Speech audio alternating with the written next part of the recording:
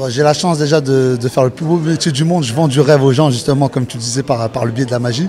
Je suis super content d'être là au Maroc. Je vais jouer pour la toute première fois mon spectacle dans son intégralité.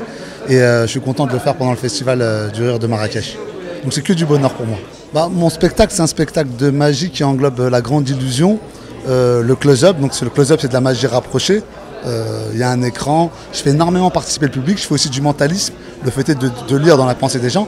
Donc c'est un mélange, il y a aussi de la danse, il y a aussi de l'humour. Donc j'essaie de faire un mélange, un spectacle le plus complet possible en mélangeant justement du close-up, de la grande illusion, de la danse, du mentalisme et donc voilà. J'ai découvert la magie à l'âge de 11 ans, la première fois que je vois un tour de magie c'est à la télé. Donc je vois un magicien qui fait disparaître une boule et qui d'une main pour réapparaître dans l'autre main et quand je vois ça je me dis waouh, j'aimerais trop faire ça plus tard. Et de fil en aiguille, j'apprends à faire des petits tours jusqu'au jour où je décide d'en faire mon métier, entre guillemets, où je me dis, tiens, je vais essayer d'en faire mon métier. Et donc, j'ai laissé mes études de côté pour m'y mettre à fond, pleinement. Et grâce à Dieu, comme on dit, alhamdoulilah, ça marche.